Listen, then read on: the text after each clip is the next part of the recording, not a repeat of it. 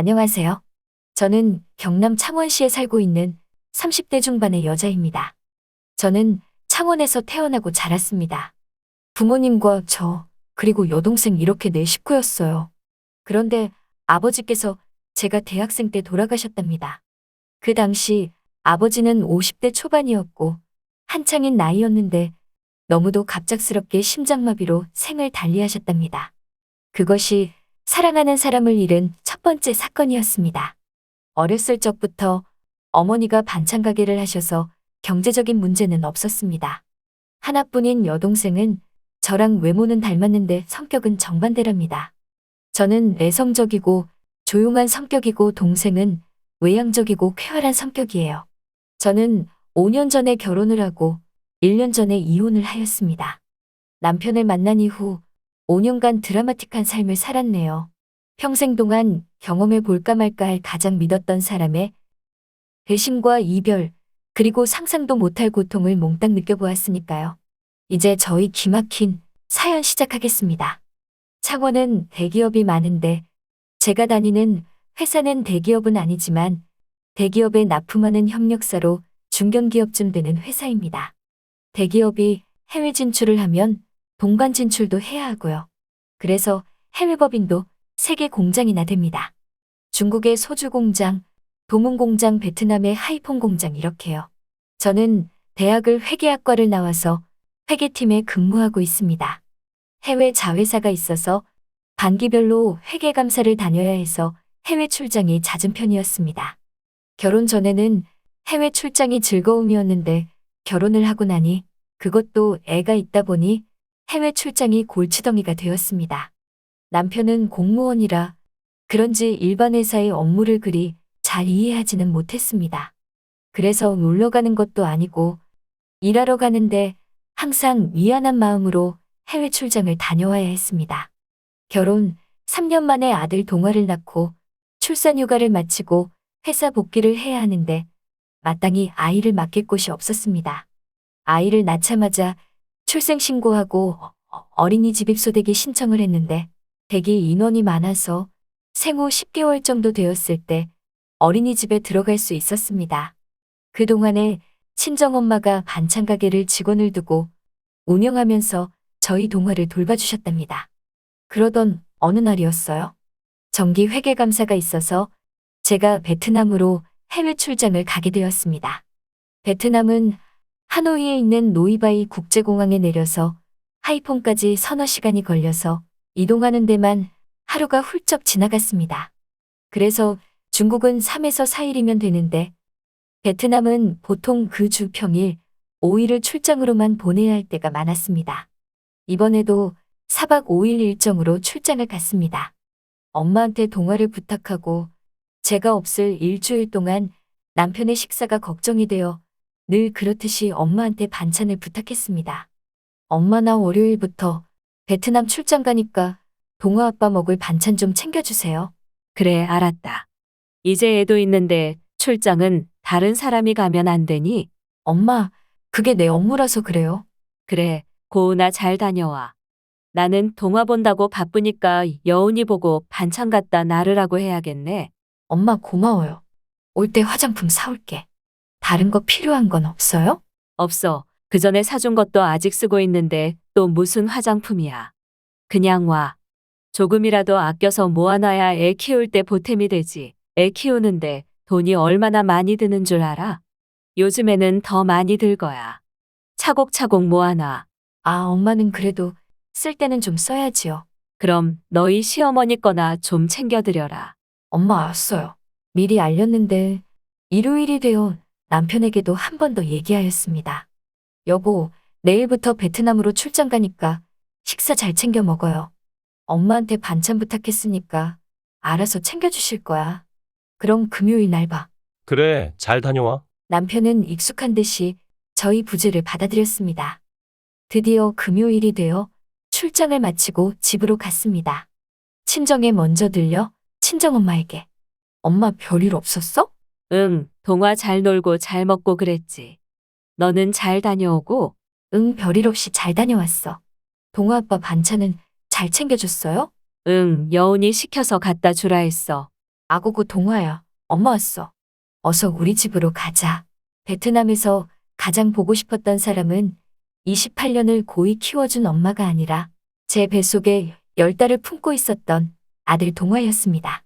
동화를 품에 안고 집으로 가는 길이 꿈만 같았습니다. 그리고 집에 도착하자 남편이 반갑게 맞아주더군요. 동화 아빠, 잘 지냈어? 응, 나야 뭐. 당신 힘들었지? 아니야. 일은 괜찮은데 동화가 보고 싶어서 혼났지. 그래. 출장길은 힘들었지만 주말에 동화랑 오롯이 함께 보낼 수 있어서 너무도 기뻤습니다. 출장에서의 피로가 몰려와 동화를 안고는 단잠에 빠졌습니다. 아침이 되어 소곤거리는 소리에 잠을 깨어 거실로 나가니 남편이 전화를 하고 있더라고요. 나중에 전화할게. 다급히 전화를 끊는 남편을 보며 아침부터 무슨 전화야? 응, 엄마. 어머니? 그냥 안부 전화. 아, 나도 바꿔주지. 화장품 사왔는데 내일 시댁 가봐야겠어요. 그래. 같이 가. 저는 빙긋이 웃어 보였습니다. 그리고 남편 혼자 지내느라 못한 청소를 하기 시작했어요. 화장실 청소를 하며 휴지통을 비우려고 하는데 휴지통 안에 무슨 미끄러 보이는 무언가가 있는 거였어요. 자세히 보니 콘돔이네요. 분명히 출장 가기 전에 다 치우고 갔는데 저 콘돔은 어디에 쓰인 것인지 갑자기 촉이 오더라고요. 여보, 응. 잠시만 화장실로 와보세요. 남편이 화장실로 왔습니다. 아니, 자기나 없는 동안 콘돔 썼어? 뭐라고? 남편의 목소리가 떨렸습니다. 이봐, 휴지통 안에 있는데. 아, 그거 그냥 혼자서 장난친 거야. 남자들 하는 거 있잖아. 당신은 민망하게 뭐 그런 걸 물어보고 그래. 그냥 넘어가지. 당신이 출장 가고 없으니까 그런 거지. 미안. 괜히 제가 미안해해야 하는 상황이 되었습니다. 남편이 화를 내며 안방 욕실로 씻으러 가더라고요. 아침에 일어났을 때 포착된 남편의 약간 불편했던 행동이 떠올라 남편의 폰을 열었습니다. 어머나, 웬걸? 이번에는 비밀번호가 걸려 있네요. 제가 출장 간 사이에 무슨 일이 있었던 걸까요? 갑자기 180도 상황이 바뀐 것 같았습니다. 일요일 날 시댁을 다녀오면서도 남편은 약간 저를 경계하는 눈치였어요. 며칠간 고민하다가 남편 차에 위치 추적기를 달았습니다. 남편은 거의 매일마다 친정을 다녀오더라고요. 남편이 저보다 일찍 마치니까 동화가 보고 싶어서 갔다 오는 가보다 생각하고 남편에게 전화를 걸었습니다. 여보, 자기가 동화 데리고 올 거야? 아니, 나 오늘 전체 회식 있어서 늦어. 어? 네, 알았어요.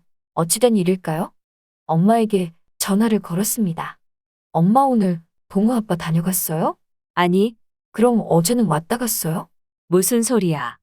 민서방 본 지가 한참인데 아, 엄마 지금 어디에요? 나 오늘 웬 종일 가게 있다. 동화 업었다가 안 왔다가 그러고 있어. 엄마 고생이 많으시네요. 나도 오늘 일이 있어서 오늘은 못 가고 금요일 날 동화 데리러 갈게요. 그래, 알았어. 어렸을 적부터 엄마는 제가 맞으라며 저를 많이 챙겨주셨는데 동생 여운이는 그런 저를 시샘하며 항상 제가 가진 걸 빼앗으려 했어요. 싸우지 않으려면 제가 양보해야 했습니다. 그리고 무수히 많이 양보를 했었지요. 지금 그때 기분이 드는 건 왜일까요? 위치 추적기가 가리킨 모텔로 갔습니다. 남편의 차가 주차되어 있더군요. 남편이 나오기를 기다린 두어 시간 뒤 남편이 제 동생 여운이랑 모텔에서 다정하게 나오더군요. 역시 제 촉이 맞았습니다. 저도 바로 차에서 내려 그 둘을 향해 걸어갔어요. 물론 차 안에서 그 둘을 사진 찍었습니다. 여운아, 지금 이거 무슨 일인지 설명해 줄래? 언니. 여운이는 남편 등 뒤로 숨으며 어렸을 때처럼 자신을 과대방어했습니다. 순간 제가 눈이 뒤집혀 남편을 밀치고 여운이의 뺨을 휘갈기자 남편이 제 뺨을 때리네요. 폭행죄로 경찰 부르기 전에 해명해. 너 지금 남들 부끄럽게 여기서 무슨 일이야? 당신은 남들 부끄럽게 이곳에 왜 온 거야? 그것도 처제랑 말이야. 언니 미안한데 형부가 사랑하는 건 나야. 이제 언니가 우리 사이에서 빠져줘야겠어. 순진한 척하며 뒤로 물러나 있던 여운이 눈을 부라리며 또박또박 열을 내가며 말했습니다. 오호라, 그럼 당신이 만나러 다니는 여자가 여운이야? 여운이 뭐 어떻게 나한테 이럴 수 있어? 네가 인간이야? 언니 말 똑바로 해. 집안을 내팽겨치고 돌아다닌 건 언니야. 그런 여자를 누가 좋아하겠어. 언니는 형부랑 결혼한 게 아니라 회사랑 결혼한 거야. 모텔 주인의 제재로 저희는 각자의 차를 타고 헤어졌습니다. 물론 남편은 집에 들어오지 않았습니다. 저는 이 골 때리는 상황이 이해가 되지 않았습니다. 여러분은 이해가 되시나요? 저랑 가장 가까운 제 친동생이 어떻게 제 뒤통수를 이렇게 칠 수가 있을까요? 그리고 제 아이의 아빠이면서 저와 평생을 같이 하기로 한 남편이 어떻게 한순간의 유혹을 참지 못하고 그럴 수 있을까요? 나중에 들은 이야기인데 제 동생 여우는 취준생으로 시간이 많다면 많은 아이였습니다.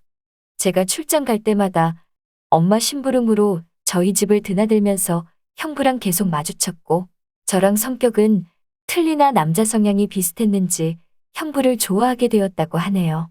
그리고 술도 한잔하고 영화도 보면서 연인으로 발전했다고 해요. 그러다가 제 빈자리를 여운이가 채웠고 여운이의 외로움과 불안감을 남편이 채웠던 거지요. 남편과 집에서 만나 대판 싸우다가 이혼을 하기로 했고 양육권과 친권은 제가 갖기로 했습니다. 엄마는 여운이 보고 나가 죽으라며 욕을 하셨고요. 저와 여운이는 입장이 바뀌어 저는 그 집에서 나오고 여운이는 남편이 해온 저희 신혼집으로 들어갔습니다. 취집을 한 것이지요. 제가 상간여위 자료 소송이랑 이혼 소송을 하고 싶어 했으나 고은아, 이 애미가 여운이를 잘 못 키웠어. 늘 내 것을 탐하더니 남자까지 그럴 줄 어찌 알았겠니? 이 엄마가 미안하다. 이제 우리 여운이랑 인연을 끊자. 저는 말없이 눈물을 흘렸습니다. 그리고 그냥 보내주자. 그래서 합의 이혼을 하고 위자료 받고 4년간의 결혼 생활을 끝냈습니다. 그리고 곧 있을 아이의 돌잔치에는 오지 못하게 했습니다. 앞으로 우리 동화를 볼 생각하지 말라 하면서요. 저의 소중했던 동생 여운이는 그냥 인연을 끊는 것으로 마무리 지었습니다. 앞으로 엮이는 일이 없도록 하자고 말이죠. 그리고 마지막으로 한마디 던졌습니다. 여운이 민정호 씨가 너 과거 알고는 있니? 몇 번 임신했던 것 말야. 이게 너에 대한 마지막 배려다. 앞으로 내 눈에 띄지 마라. 내 인생에 끼어들지 말라고. 이렇게 저는 가장 친했고 가장 소중했던 그 둘을 제 인생에서 지워버렸습니다. 이게 제 인생의 두 번째 이별이었습니다. 그리고 저는 지금 친정엄마랑 제 아들 동화랑 행복하게 지내고 있습니다. 아직은 상처가 깊어 아무도 여운이도 동화 아빠 이야기도 하지 않습니다. 아마 평생 그럴 것 같습니다. 제 사연 여기서 마치겠습니다. 들어주셔서 감사합니다.